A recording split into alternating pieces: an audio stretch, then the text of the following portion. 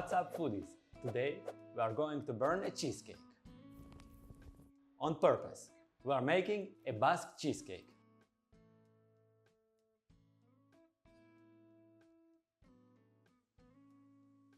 And yes, it's supposed to look that way. Lately, Basque Cheesecake has gone viral like crazy, with hundreds, if not thousands, of videos popping up across all platforms, gaining millions of views. But here's the thing, I actually made a video about this cheesecake 5 years ago, and let's just say it didn't exactly break the internet. But now, we are back with a better, more epic recipe. And I promise, you're going to love it. What's so special about Basque Cheesecake, you ask? Well, imagine a cheesecake that doesn't care about looking perfect. It embraces cracks, it loves its burnt top, and it's all about simplicity. One bowl, no crust, no fuss, and no water bath. Think of it as the cool laid-back cousin of the regular cheesecake. Seriously, this is the cheesecake you can't mess up, even if you tried. And did I mention this cheesecake has been around for decades? Basque cheesecake originated in Spain's Basque country and was created at Lavinia, a small restaurant in San Sebastian. This burnt beauty became a legend, and now it's everywhere. If you haven't tried it yet, stick around. Trust me, once you try this, you'll never look at a regular cheesecake the same way again. Alright, enough talking. Let's dive into the easiest cheesecake of your life. First thing first, let's preheat the oven to 410 degrees Fahrenheit or 210 Celsius. I know, it's a high temperature for cheesecake, but I'll explain why in a bit. Now, grab 9-inch springform pan and give it a good grease. Next, we're going to line it with 2 pieces of parchment paper.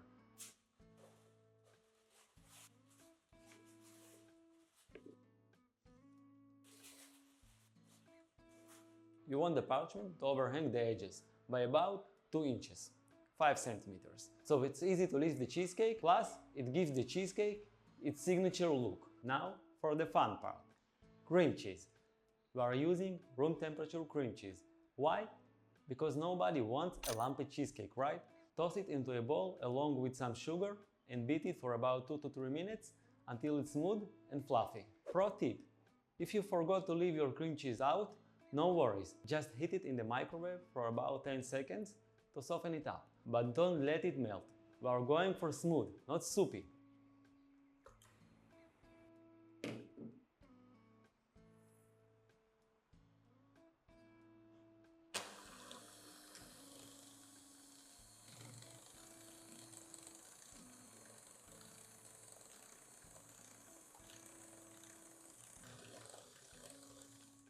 Time for eggs. We'll add them one at a time, because we want to make sure each one gets fully incorporated. You don't want weird egg streaks in your cheesecake.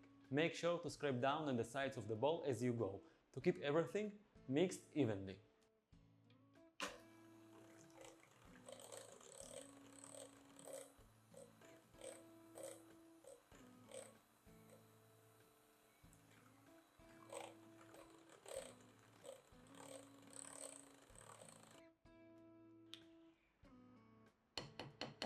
Alright, let's talk flavor. This is where we add the magic, vanilla bean paste.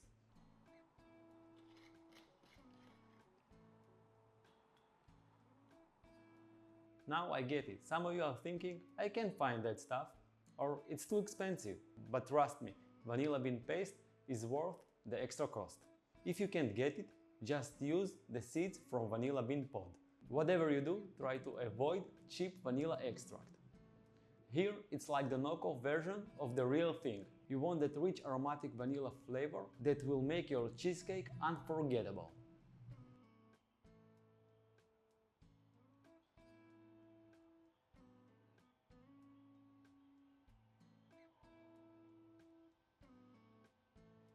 Next up, heavy cream. This is where the cheesecake gets its dreamy, creamy texture. Pour it in and mix evenly until smooth.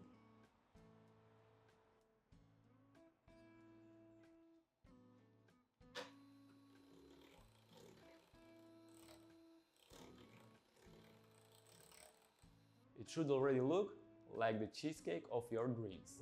Okay, Here's where we throw in some flour, but we don't want to add it too early, because we don't want to overwork the batter. Over-mixing flour can activate the gluten, and we want our cheesecake creamy, not bread-like. So sift in some flour, add salt, and mix on low until just combined.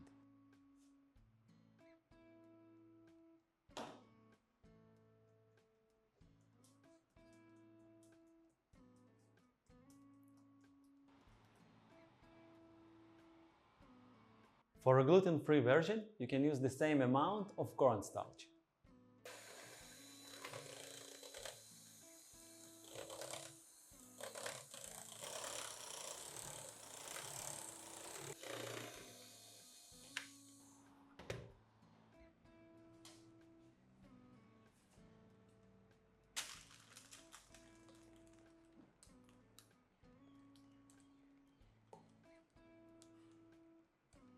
Pop it into the oven for about 45 to 60 minutes.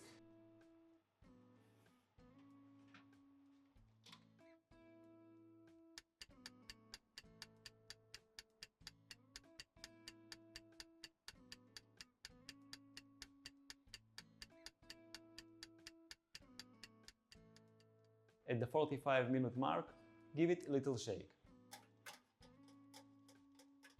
You see that little jiggle in the center? That's what we want. It will continue to set as it cools, leaving the center nice and creamy.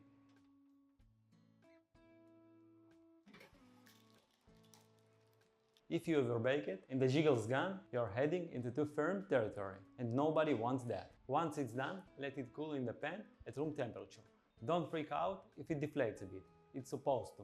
It's not going to look like your regular cheesecake. And now, the moment of truth. After chilling overnight, this Basque cheesecake is ready to serve. Check out that burnt caramelized top. So beautiful. Slice into it and you'll see that creamy center just waiting to melt in your mouth. Traditionally, in Basque country, they serve this cheesecake with a drizzle of sherry wine. But you can also serve it with fresh berries, jam, a drizzle of honey, or even chocolate sauce if you are feeling fancy. But honestly, it's so good on its own.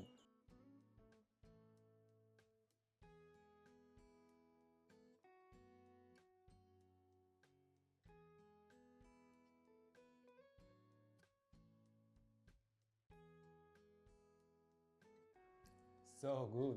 That's it for today. If you are not in the whole dark and mysterious cheesecake vibe, check out my next video for a green masterpiece, my pistachio cheesecake. Trust me, it's a game changer.